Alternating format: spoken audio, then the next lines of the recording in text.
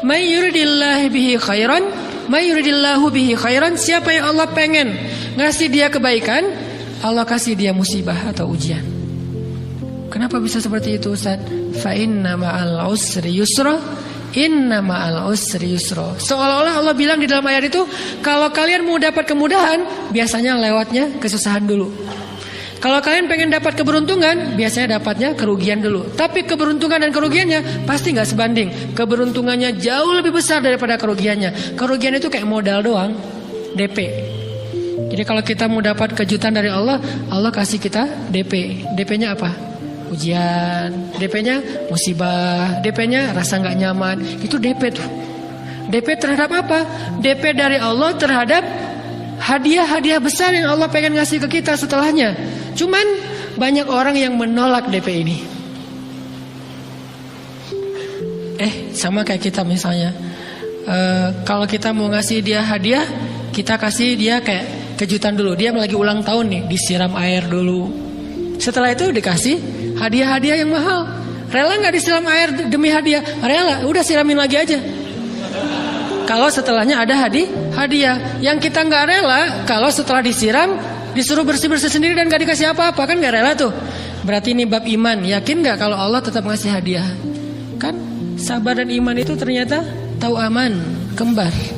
Kalau kita yakin Allah ngasih hadiah setelah ngasih kita DP ujian, ya kita akan sabar.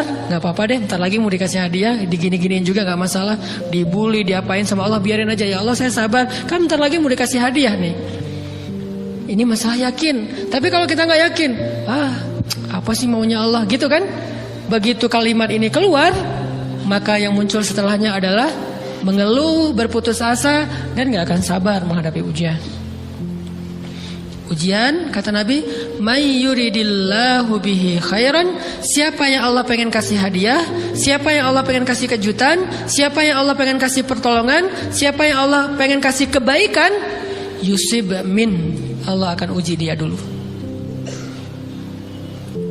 Ini sunnatullah. Sehingga kalau kita lagi diuji, yang kita lihat jangan ujiannya, apa setelah itu. Gimana ngelihatnya Ustaz? Gak kelihatan? Dengan mata hati. Istafti qalbak, tanya kepada hatimu, kelihatan gak? Dengan mata hati. Gimana ngelihat dengan mata hati? Dengan iman, saya percaya Allah pasti ngasih kebaikan setelah ini. Orang Allah sendiri yang ngomong, gak ada satu huruf pun di Al-Quran yang salah. Apalagi satu ayat, apalagi dua ayat. Fa inna ma'al usri yusra, ditegesin lagi, inna ma'al usri yusra. Tapi usr dulu, baru yusr. Dikasih kesusahan sedikit, dikasih kemudahan yang banyak.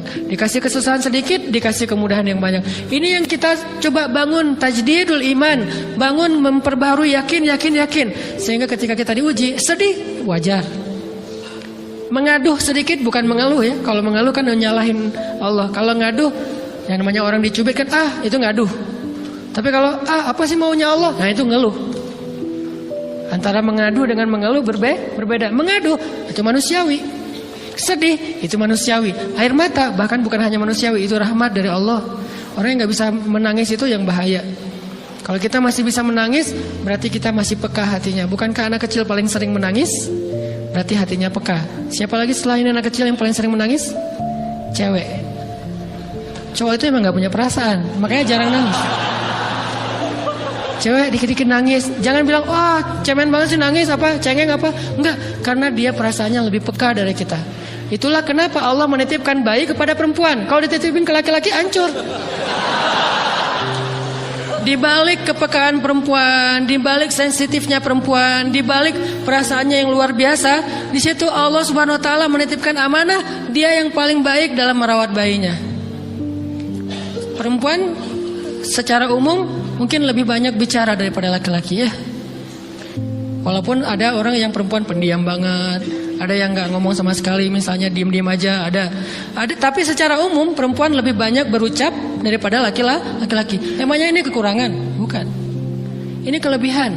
Kalau dia berikan itu dalam hal yang tepat. Apa yang tepat? Mendidik anak. Justru karena perempuan banyak ngomong, lebih baik dalam mendidik anak daripada laki-laki. Laki-laki itu kurang mendidik, kurang mengedukasi kepada anak dengan usia tertentu karena dia jarang memahamkan. Salah hanya marah, salah hanya ditegur. Kalau ibunya jelasin, nah gini sebelum tidur ibunya yang ceritain banyak cerita. Saya sendiri ngalamin. Sering mana seorang ayah sama ibu interaksi sama anak dalam bentuk verbal? Sering ibu. Jadi menangis itu rahmat dari Allah. Gak apa-apa, nangis saja. Dan itu tidak disebut mengeluh. Kamu kok nangis sih? Kan orang Islam harus sabar. Emangnya nangis dengan sabar itu bertolak belakang? Sabar tetap sabar. Ya nangis jalan aja terus nangis. Nangis apa pakai nangisnya nggak cuma nangis doang, emotikonnya juga nangis, berderai-derai gitu. Sampai air matanya menggenang gitu kan ya.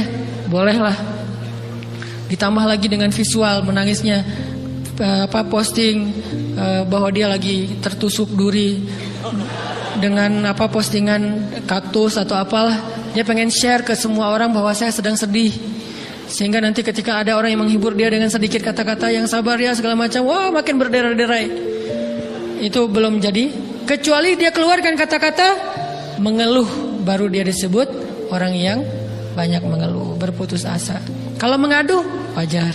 Walaupun ada nabi udah diuji berat nggak mau mengaduh, apalagi ngeluh. Zakaria digergaji mengadu aja nggak. Kenapa? Karena kata malaikat, kalau kamu mengaduh sedikit aja, maka Allah Subhanahu Wa Taala akan menghancurkan kaum ini. Dia kasihan kepada kaumnya, nggak mau mengaduh. Satu-satunya orang yang kita tidak boleh mengaduh hanya orang tua. Atau itu mengeluh kalau untuk orang tua. Kalau yang lain nggak disebut mengeluh. Kalau ke teman, malas nggak apa-apa. Jangan sering-sering tapi. Apaan sih? Ke teman boleh. Tapi ke orang tua, saja itu bukan lagi mengadu, itu sudah mengeluh. Khusus untuk orang tua. Kalau di antara manusia. Kalau kepada Allah dan Rasul, pastinya lebih dari itu.